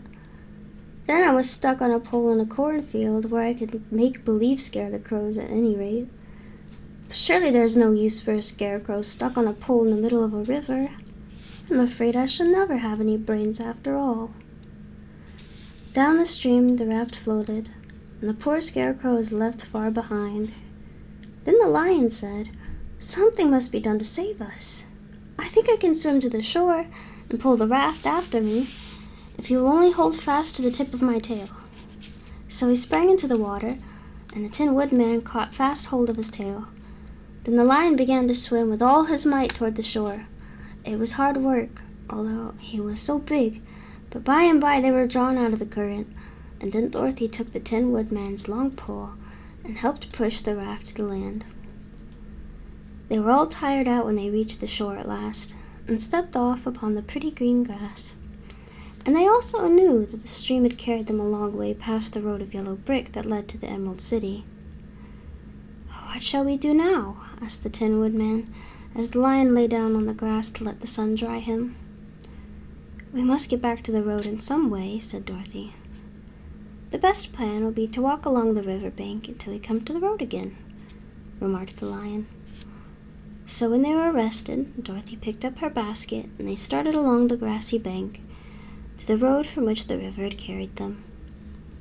It was a lovely country, with plenty of flowers and fruit trees and sunshine to cheer them, and had they not felt so sorry for the poor scarecrow, they could have been very happy. They walked along as fast as they could, Dorothy only stopping once to pick a beautiful flower, and after a time the Tin Woodman cried out, "Look!" Then they all looked at the river and saw the scarecrow perched upon his pole in the middle of the water, looking very lonely and sad. "What can we do to save him?" asked Dorothy. The lion and the woodman both shook their heads, for they did not know. So they sat down upon the bank and gazed wistfully at the scarecrow until a stork flew by, who upon seeing them stopped to rest at the water's edge. "Who are you, and where are you going?" asked the stork. "I'm Dorothy," answered the girl, "and these are my friends, the Tin Woodman and the Cowardly Lion, and we're going to the Emerald City." "This isn't the road," said the stork, as he twisted her long neck and looked sharply at the queer party. "I know it," returned Dorothy, "but we have lost the scarecrow, and we're wondering how we shall get him again." "Where is he?" asked the stork. "Over there in the river," answered the little girl. "If he wasn't so big and heavy, I would get him for you," remarked the stork. "He isn't heavy a bit," said Dorothy eagerly, "for he is stuffed with straw, and if you will bring him back to us, we shall thank you ever and ever so much." "Well, I'll try," said the stork, "but if I find he is too heavy to carry, I shall have to drop him in the river again." So the big bird flew into the air and over the water till she came to where the scarecrow was perched upon his pole. Then the stork, with her great claws, grabbed the scarecrow by the arm and carried him up into the air and back to the bank, where Dorothy and the lion and the Tin Woodman and Toto were sitting. When the scarecrow found himself among his friends again, he was so happy that he hugged them all, even the lion and Toto, and as they walked along, he sang, "Toldy-redio." Yeah, I don't know. At every step, he felt so gay. "I was afraid I should have to stay in the river forever," he said, "but the kind stork saved me. And if I ever get any brains, I shall find the stork again and do her some kindness in return." "That's all right," said the stork, who was flying along beside them. "I always like to help anyone in trouble. But I must go now, for my babies are waiting in the nest for me. I hope you'll find the Emerald City and that Oz will help you." "Thank you," replied Dorothy, and then the kind stork flew into the air and was soon out of sight. They walked along, listening to the singing of the brightly colored birds and looking at the lovely flowers, which now became so thick that the ground was carpeted with them. There were big yellow and white and blue and purple blossoms, besides great clusters of scarlet poppies, which were so brilliant in color they almost dazzled Dorothy's eyes. "Aren't they beautiful?" the girl asked, as she breathed in the spicy scent of the bright flowers. "I suppose so," answered the scarecrow. "When I have brains, I shall probably like them better." "If only I had a heart, I should love them," added the Tin Woodman. "I always did like flowers," said the lion. "They seem so helpless and frail. But there are none in the forest so bright as these." They now came upon more and more of the big scarlet poppies, and fewer of the other flowers, and soon they found themselves in the midst of a great meadow of poppies. Now it is well known that when there are many of these flowers together, their odor is so powerful that anyone who breathes it falls asleep. And if the sleeper is not carried away from the scent of the flowers, he sleeps on and on forever. But Dorothy did not know this, nor could she get away from the bright red flowers that were everywhere about. So presently her eyes grew heavy, and she felt she must sit down to rest and sleep. But the Tin Woodman would not let her do this. "We must hurry and get back to the road of yellow brick before dark," he said, and the Scarecrow agreed with him. So they kept walking until Dorothy could stand no longer. Her eyes closed in spite of herself, and she forgot where she was, and fell among the poppies, fast asleep. "What shall we do?" asked the Tin Woodman. "If we leave her here, she'll die," said the Lion. "The smell of the flowers is killing us all. I myself can scarcely keep my eyes open, and the dog is asleep already." It was true. Toto had fallen down beside his little mistress, but the Scarecrow and the Tin Woodman, not being made of flesh, were not troubled by the scent of the flowers. "Run fast," said the Scarecrow to the Lion, "and get out of here. Get out of this deadly flower bed as soon as you can. We'll bring the little girl with us, but if she should fall asleep, you are too big to be carried." So the Lion aroused himself and bounded forward as fast as he could go. In a moment he was out of sight. "Let us make a chair with our hands and carry her," said the Scarecrow. So they picked up Toto and put the dog in Dorothy's lap. Then they made a chair with their hands for the seat, and their arms for the arms, and carried the sleeping girl between them through the flowers. On and on they walked, and it seemed that the great carpet of deadly flowers that surrounded them would never end. They followed the bend of the river, and at last came upon their friend the Lion, lying fast asleep among the poppies. The flowers had been too strong for the huge beast, and he had given up at last, and fallen only a short distance from the end of the poppy bed, where the sweet grass spread in beautiful green fields before them. "We can do nothing for him," said the Tin Woodman, sadly, "for he is too heavy to lift. We must leave him here to sleep on forever, and perhaps he will dream that he has found courage at last." "I'm sorry," said the Scarecrow. "The Lion was a very good comrade for one so cowardly. But let us go on." They carried the sleeping girl to a pretty spot beside the river, far enough from the poppy field to prevent her breathing in any more of the poison of the flowers, and here they laid her gently on the soft grass and waited for the fresh breeze to waken her. Chapter 9. The Queen of the Field Mice.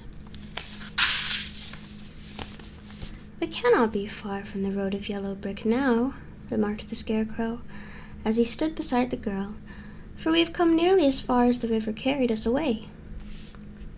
The Tin Woodman was about to reply when he heard a low growl, and turning his head, which worked beautifully on hinges, he saw a strange beast come bounding over the grass toward them. It was indeed a great yellow wildcat, and the Woodman thought it must be chasing something, for its ears were lying close to its head, and its mouth was wide open, showing 2 rows of ugly teeth, while its red eyes glowed like balls of fire. As it came nearer, the Tin Woodman saw that running before the beast was a little gray field mouse, and although he had no heart, he knew it was wrong for the wildcat to try and kill such a pretty, harmless creature. So the Woodman raised his axe, and as the wildcat ran by, he gave it a quick blow that cut the beast's head clean off from its body, and it rolled over at his feet in 2 pieces. The field mouse, now that it was freed from its enemy, stopped short, and coming slowly up to the Woodman, it said, in a squeaky little voice, "Oh, thank you, thank you. Thank you ever so much for saving my life." "Don't speak of it, I beg of you," replied the Woodman. "I have no heart, you know, so I'm careful to help all those who may need a friend, even if it happens to be only a mouse." "Only a mouse!" cried the little animal indignantly. "Why, I am a queen, the queen of all the field mice." Oh, indeed," said the Woodman, making a bow. "Therefore you have done a great deed, as well as a brave one, in saving my life," added the queen. At that moment several mice were seen running up as fast as their little legs could carry them, and when they saw their queen, they exclaimed, "Oh, your Majesty, we thought you would be killed. How did you manage to escape the great wildcat?" They all bowed so low to the little queen that they almost stood upon their heads. "This funny little tin man," she answered, "killed the wildcat and saved my life, So hereafter you must all serve him and obey his slightest wish." "We will!" cried all the mice in shrill chorus. And then they scampered in all directions, for Toto had awakened from his sleep, and seeing all these mice around him, he gave one bark of delight and jumped right into the middle of the group. Toto had always loved to chase mice when he lived in Kansas, and he saw no harm in it. But the Tin Woodman caught the dog in his arms and held him tight, while he called to the mice, "Come back, come back! Toto shall not hurt you." At this the Queen of the Mice stuck her head out from underneath a clump of grass and asked in a timid voice, "Are you sure he will not bite us?" "I will not let him," said the Woodman, "so do not be afraid." One by one the mice came creeping back, and Toto did not bark again, although he tried to get out of the Woodman's arms, and would have bitten him had he not known very well he was made of tin. Finally one of the biggest mice spoke. "Is there anything we can do," it asked, "to repay you for saving the life of our queen?" "Nothing that I know of," answered the Woodman, but the Scarecrow, who had been trying to think but could not because his head was stuffed with straw, said quickly, "Oh yes, you can save our friend the Cowardly Lion, who is asleep in a poppy bed." "A lion?" cried the little queen. "Why, he would eat us all up." "Oh no," declared the Scarecrow. "This lion is a coward." "Really?" asked the mouse.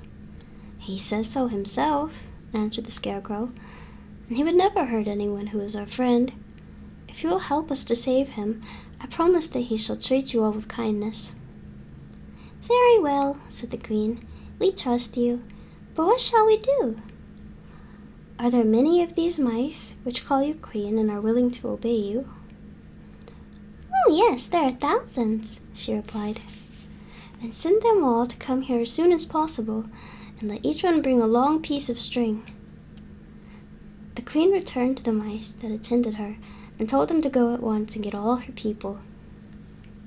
As soon as they heard her orders, they ran away in every direction as fast as possible. "Now," said the Scarecrow to the Tin Woodman, "you must go to those trees by the riverside and make a truck that will carry the lion."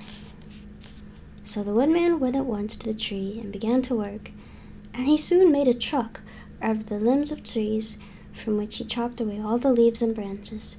He fastened it together with wooden pegs and made the four wheels out of short pieces of a big tree trunk. So fast and so well did he work that by the time the mice began to arrive, the truck was all ready for them. They came from all directions, and there were thousands of them, big mice and little mice and middle-sized mice, and each one brought a piece of string in his mouth. It was about this time that Dorothy woke from her long sleep and opened her eyes. She was greatly astonished to find herself lying upon the grass with thousands of mice surrounding her and looking at her timidly. But the Scarecrow told her about everything, and turning to the dignified little mouse, he said, "Permit me to introduce to you Her Majesty the Queen." Dorothy nodded gravely, and the Queen made a curtsy, after which she became quite friendly with the little girl. The Scarecrow and the Woodman now began to fasten the mice to the truck, using the strings they had brought.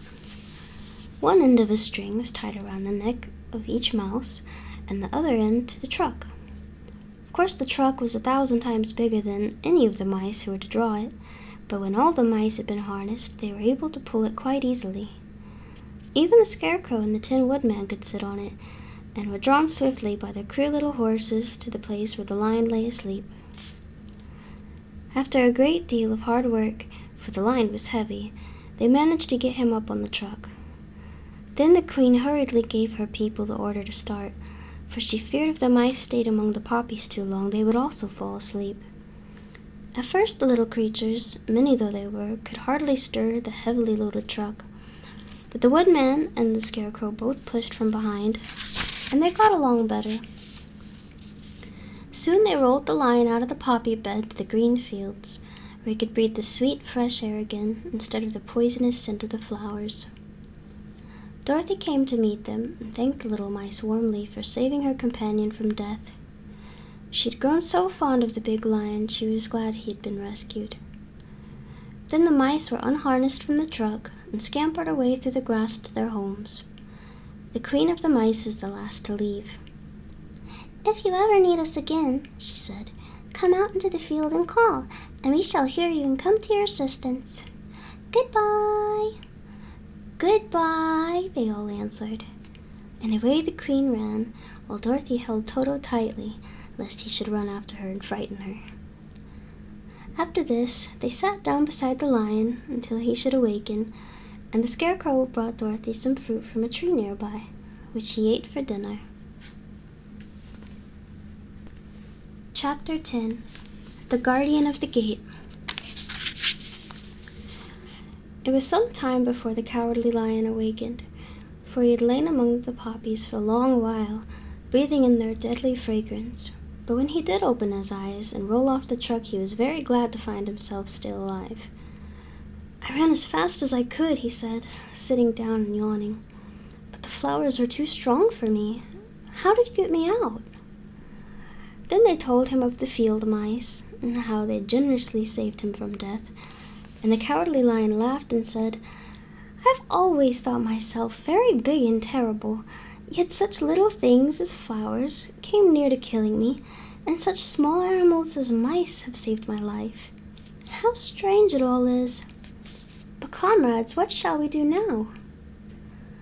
"We must journey on until we find the road of yellow brick again," said Dorothy, "and then we can keep on to the Emerald City."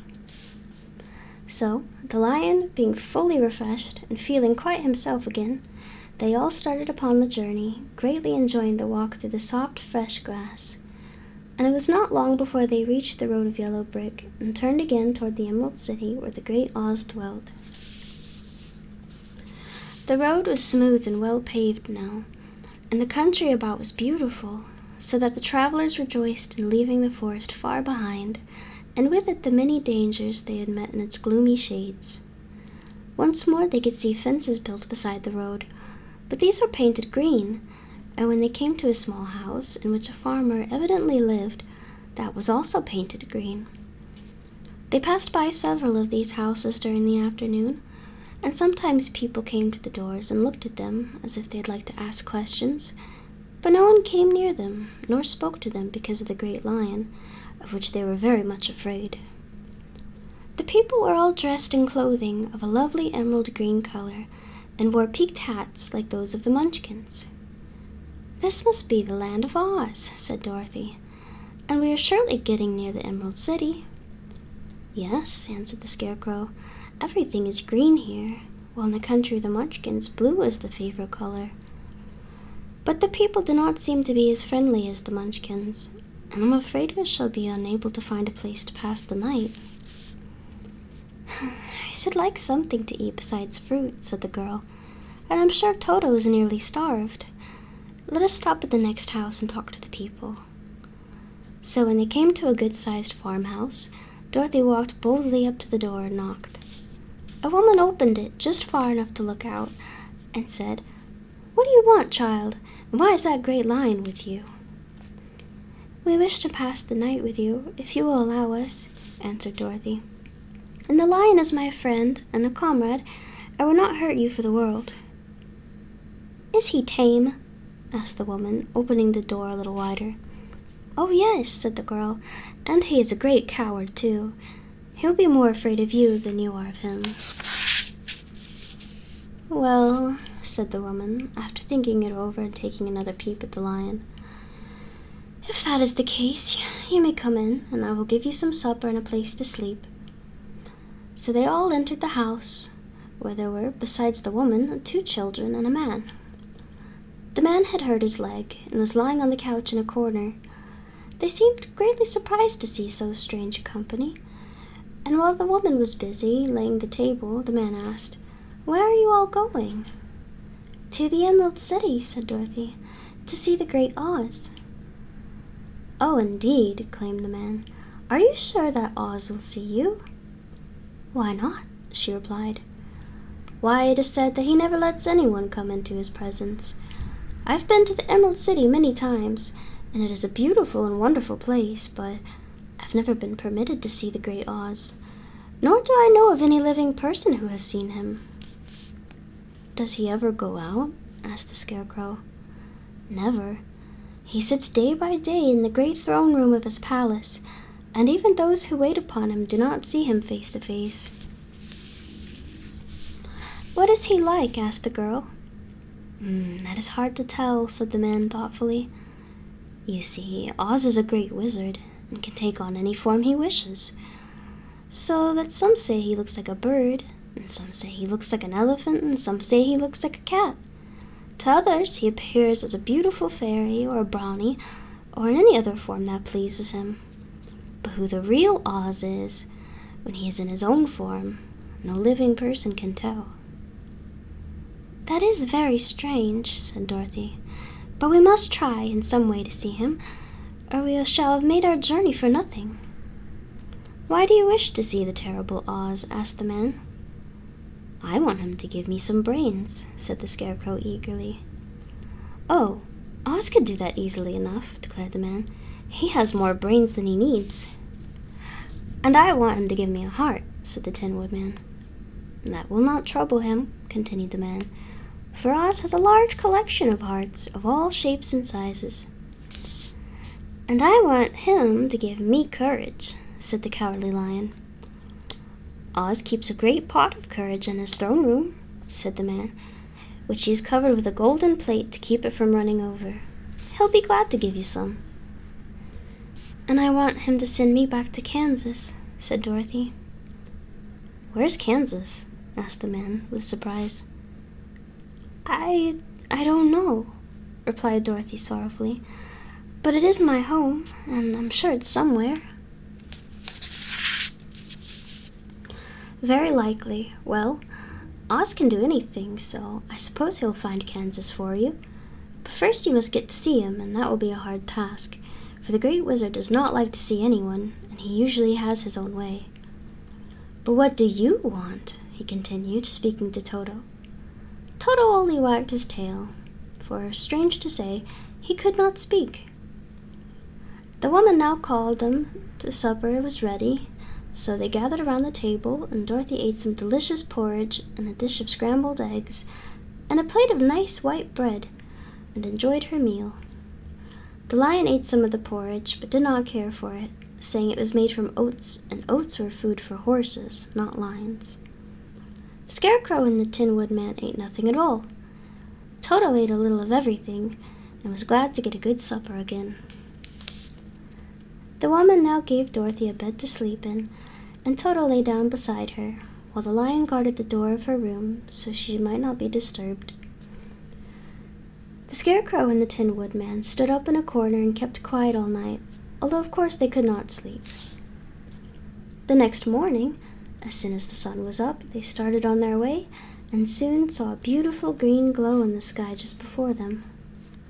"That must be the Emerald City," said Dorothy. As they walked on, the green glow became brighter and brighter, and it seemed that at last they were nearing the end of their travels. Yet it was afternoon before they came to the great wall that surrounded the city. It was high and thick and of a bright green color. In front of them, and at the end of the road of yellow brick, was a big gate, all studded with emeralds that glittered so in the sun that even the painted eyes of the Scarecrow were dazzled by their brilliancy. There was a bell beside the gate, and Dorothy pushed the button and heard a silvery tinkle sound within. Then the big gate swung slowly open, and they all passed through and found themselves in a high arched room, the walls of which glistened with countless emeralds. Before them stood a little man, about the same size as the Munchkins. He was clothed in all green, from his head to his feet, and even his skin was of a greenish tint. At his side was a large green box. When he saw Dorothy and her companions, the man asked, "What do you wish in the Emerald City?" "We came here to see the Great Oz," said Dorothy. The man was so surprised at this answer that he sat down to think it over. It has been many years since anyone asked me to see Oz," he said, shaking his head in perplexity. "He is powerful and terrible, and if you come on an idle or foolish errand to bother the wise reflections of the Great Wizard, He might be angry and destroy you all in an instant." "But it is not a foolish errand, nor an idle one," replied the Scarecrow. "It is important, and we have been told that Oz is a good wizard." "So he is," said the Green Man, "and he rules the Emerald City wisely and well. But to those who are not honest, or who approach him from curiosity, he is most terrible, and few have ever dared to ask to see his face. I am the guardian of the gates, and since you demand to see the Great Oz, I must take you to his palace. But first you must put on the spectacles." "Why?" asked Dorothy. "Because if you did not wear spectacles, the brightness and glory of the Emerald City would blind you. Even those who live in the city must wear spectacles night and day. They're all locked on, for Oz so ordered it when the city was first built, and I have the only key that will unlock them." He opened the big box, and Dorothy saw that it was filled with spectacles of every size and shape.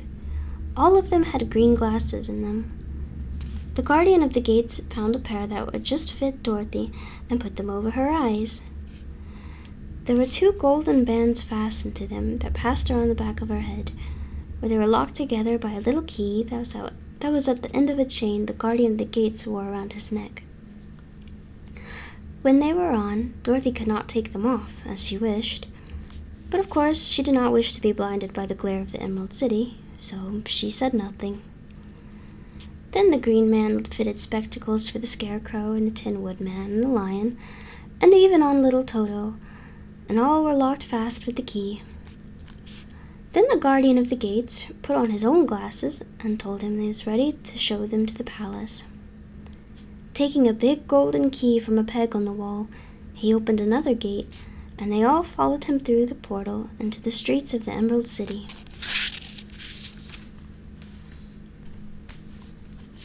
Chapter 11. The Wonderful Emerald City of Oz. Even with eyes protected by the green spectacles, Dorothy and her friends were at first dazzled by the brilliancy of the wonderful city. The streets were lined with beautiful houses all built of green marble and studded everywhere with sparkling emeralds. They walked over a pavement of the same green marble, and where the blocks were joined together were rows of emeralds, set closely and glittering in the brightness of the sun. The window panes were of green glass, even the sky above the city had a green tint, and the rays of the sun were green. There were many people, men, women, and children, walking about, and these were all dressed in green clothes and had greenish skins.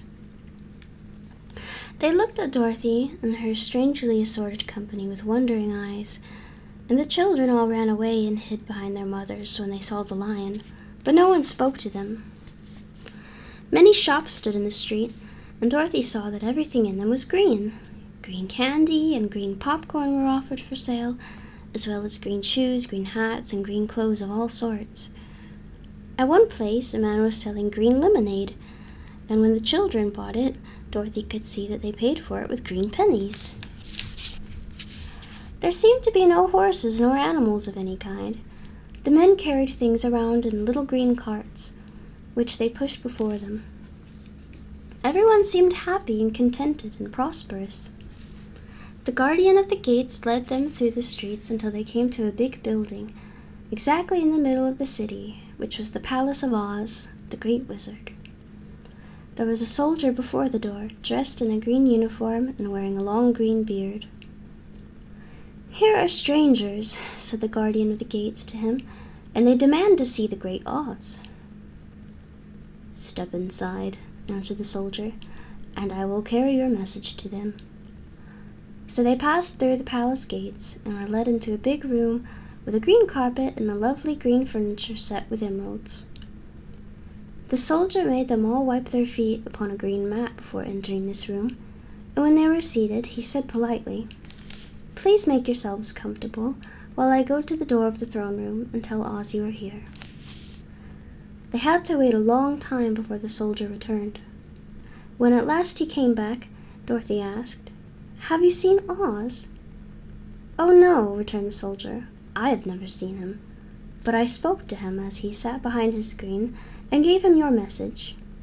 He said he will grant you an audience if you so desire, but each one of you must enter his presence alone, and he will admit but one each day.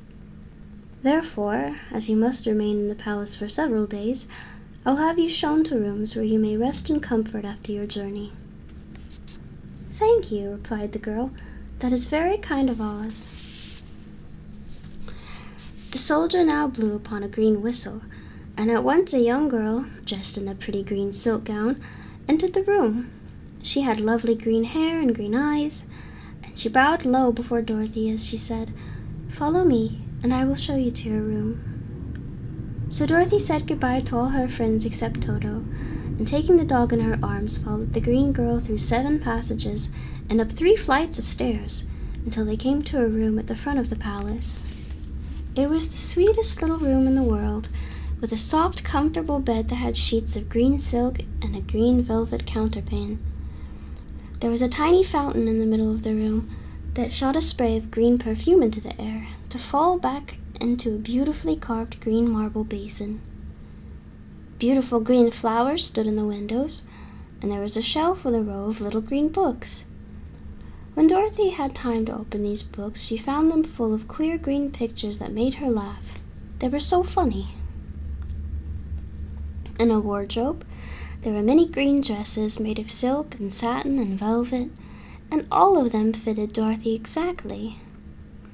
"Make yourself perfectly at home," said the green girl, "and if you wish for anything, ring the bell. Oz will send for you tomorrow morning."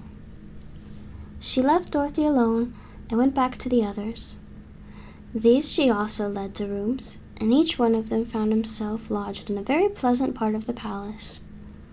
Of course this politeness was wasted on the Scarecrow, for when he found himself alone in his room, he stood stupidly in one spot, just within the doorway, to wait until morning.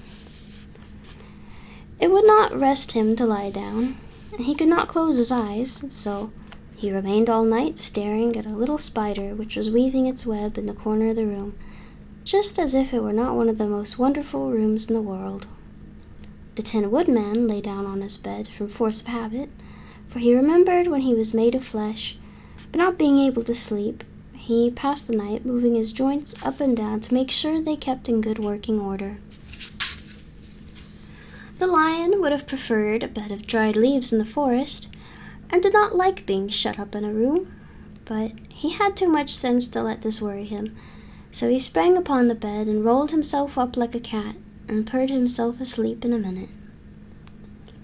The next morning, after breakfast, the Green Maiden came to fetch Dorothy, and she dressed her in one of the prettiest gowns, made of green brocaded satin. Dorothy put on a green silk apron and tied a green ribbon around Toto's neck, and they started for the throne room of the Great Oz. First they came to a great hall in which there were many ladies and gentlemen of the court, all dressed in rich costumes. These people had nothing to do but talk to each other, but they always came to wait outside the throne room every morning, although they were never permitted to see Oz. As Dorothy entered, they looked at her curiously, and one of them whispered, "Are you really going to look upon the face of Oz the Terrible?" "Of course," answered the girl, "if he will see me." "Oh, he will see you," said the soldier, who had taken her message to the wizard, although he does not like to have people ask to see him. Indeed, at first he was angry, and said I should send you back from where you came from. Then he asked what you looked like, and when I mentioned your silver shoes, he was very much interested. At last I told him about the mark upon your forehead, and he decided he would admit you to his presence. Just then a bell rang, and the green girl said to Dorothy, "That is the signal. You must go into the throne room alone." She opened a little door, and Dorothy walked boldly through and found herself in a wonderful place. It was a big round room with a high arched roof, and the walls and ceiling and floor were also covered with large emeralds set closely together. In the center of the roof was a great light as bright as the sun, which made the emeralds sparkle in a wonderful manner. But what interested Dorothy most was the big throne of green marble that stood in the middle of the room. It was shaped like a chair and sparkled with gems, as did everything else. In the center of the chair was an enormous head, without a body to support it, or any arms or legs whatever. There was no hair upon his head, but it had eyes and a nose and a mouth, and was much bigger than the head of the biggest giant. As Dorothy gazed upon this in wonder and fear, the eyes turned slowly and looked at her sharply and steadily. When the mouth moved, and Dorothy heard a voice say, "I am Oz, the great and terrible. Who are you, and why do you seek me?" It was not such an awful voice as she had expected to come from the big head, so she took courage and answered, "I am Dorothy, the small and meek. I have come to you for help." The eyes looked at her thoughtfully for a full minute. Then said the voice, "Where did you get the silver shoes?" "I got them from the Wicked Witch of the East when my house fell on her and killed her," she replied. "Where did you get the mark upon your forehead?" continued the voice. "That is where the Good Witch of the North kissed me when she bade me goodbye and sent me to you," said the girl. Again the eyes looked at her sharply, and they saw she was telling the truth. Then Oz asked, "What do you wish me to do?" "Send me back to Kansas, where my Aunt Em and Uncle Henry are," she answered earnestly. "I don't like your country, although it is so beautiful, and I'm sure Aunt Em will be dreadfully worried over my being away so long." The eyes winked 3 times, and then they turned up to the ceiling and down to the floor, and rolled around so queerly that they seemed to see every part of the room, and at last they looked at Dorothy again. "Why should I do this for you?" asked Oz. "Because you are strong, and I am weak. Because you are a great wizard, and I'm only a little girl." "But you are strong enough to kill the Wicked Witch of the East," said Oz. "That just happened," returned Dorothy simply. "I could not help it." "Well," said the head, "I will give you my answer. You have no right to expect me to send you back to Kansas unless you do something for me in return. In this country, everyone must pay for everything he gets. If you wish me to use my magic power to send you home again, you must do something for me first. Help me and I will help you." "What must I do?" asked the girl. "Kill the Wicked Witch of the West," answered Oz. "But I cannot!" exclaimed Dorothy, greatly surprised. "You killed the Witch of the East, and you wear the silver shoes, which bear a powerful charm.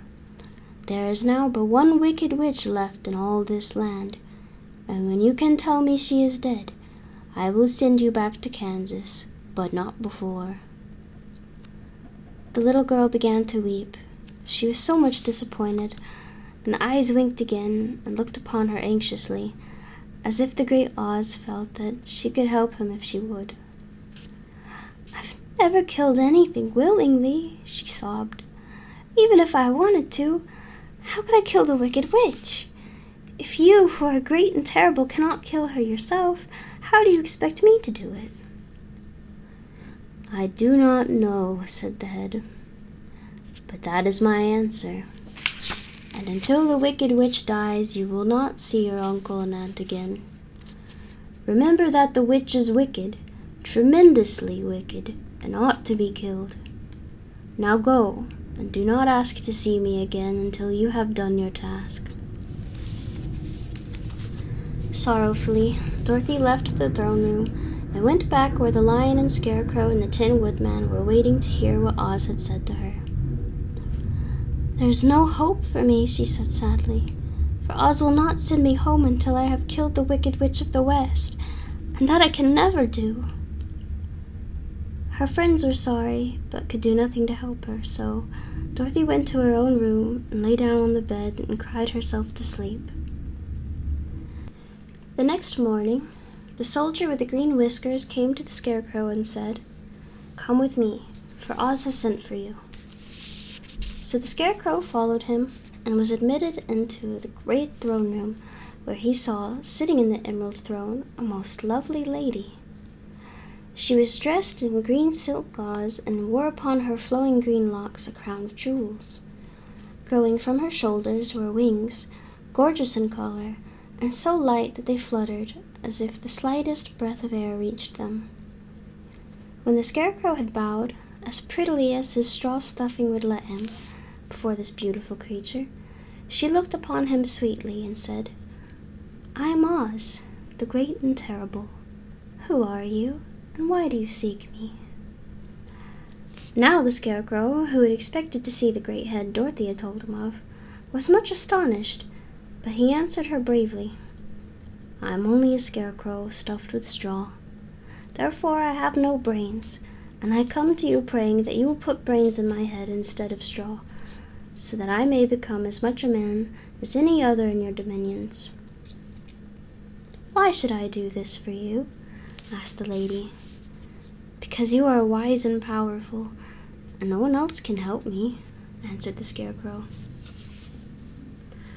"I never grant favors without some return," said Oz, "but this much I will promise. If you will kill for me the Wicked Witch of the West, I will bestow upon you a great many brains, and such good brains that you will be the wisest man in all the land of Oz." "I thought you asked Dorothy to kill the witch," said the Scarecrow in surprise. "So I did. I don't care who kills her, but until she is dead I will not grant your wish. Now go, and do not seek me again until you have earned the brains you so greatly desire." The Scarecrow went sorrowfully back to his friends and told them what Oz had said, and Dorothy was surprised to find that the Great Wizard was not a head, as she had seen him, but a lovely lady. "All the same," said the Scarecrow, "she needs a heart as much as the Tin Woodman." On the next morning, the soldier with the green whiskers came to the Tin Woodman and said, "Oz has sent for you. Follow me." So the Tin Woodman followed him and came to the great throne room. He did not know whether he would find Oz a lovely lady or a head, but he hoped it would be the lovely lady. "For," he said to himself, "if it is the head, I am sure I shall not be given a heart, since a head has no heart of its own, and therefore cannot feel for me. But if it is the lovely lady, I shall beg hard for a heart, for all ladies are themselves said to be kindly-hearted." But when the Woodman entered the great throne room, he saw neither the head nor a lady, for Oz had taken the shape of a most terrible beast. It was nearly as big as an elephant, and the green throne seemed hardly strong enough to hold its weight. The beast had a head like that of a rhinoceros, only there were 5 eyes in its face. There were 5 long arms growing out of its body, and it also had 5 long slim legs. Thick woolly hair covered every part of it, and a more dreadful-looking monster could not be imagined. It was fortunate the Tin Woodman had no heart at that moment, for it would have beat loud and fast from terror. But being only tin, the Woodman was not at all afraid, although he was much disappointed. "I am Oz, the great and terrible," spoke the beast, in a voice that was one great roar. "Who are you, and why do you seek me?" "I am a woodman, and I am made of tin. Therefore I have no heart, and I cannot love. I pray you to give me a heart, that I may be as other men are." "Why should I do this?" demanded the beast. "Because I ask it, and you alone can grant my request," answered the Woodman. Oz gave a low growl at this, but said gruffly, "If you indeed desire a heart, you must earn it." "How?" asked the Woodman. "Help Dorothy to kill the Wicked Witch of the West," replied the beast. "When the witch is dead, come to me, and I will give you the biggest and kindest and most loving heart in all the land of Oz." So the Tin Woodman was forced to return sorrowfully to his friends and tell them of the terrible beast he had seen. They all wondered greatly at the many forms the great wizard could take upon himself. And the lion said, "If he is a beast when I go to see him, I shall roar my loudest, and so frighten him that he will grant all I ask. And if he is the lovely lady, I shall pretend to spring upon her, and so compel her to do my bidding. And if he is the great head, he will be at my mercy, for I will roll this head all about the room until he promises to give us what we desire. So be of good cheer, my friends, for all will yet be well." The next morning, the soldier with the green whiskers led the lion to the great throne room and bade him into the presence of Oz.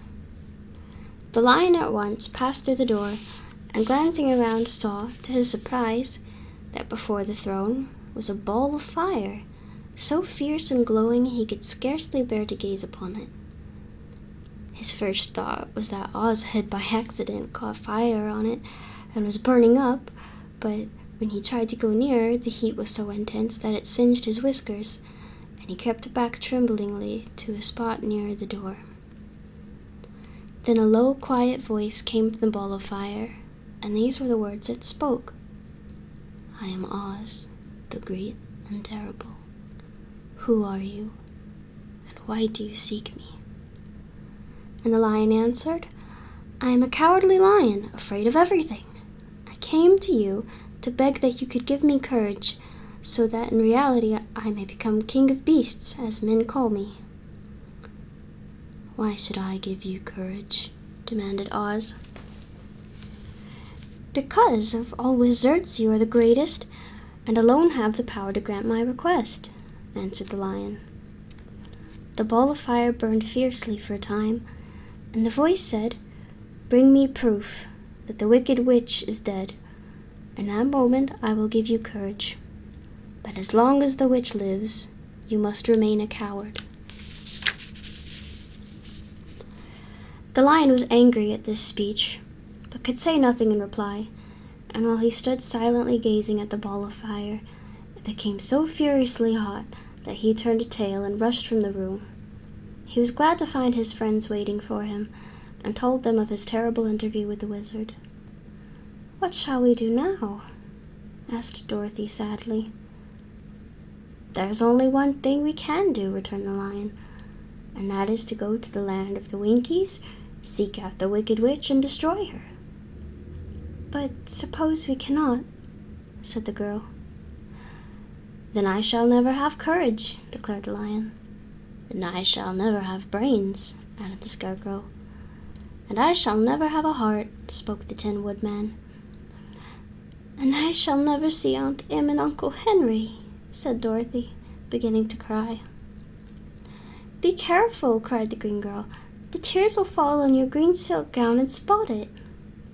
So Dorothy dried her eyes and said, "I suppose we must try it, but I'm sure I do not want to kill anybody, even to see Aunt Em again." "I will go with you, but I'm too much of a coward to kill the witch," said the lion.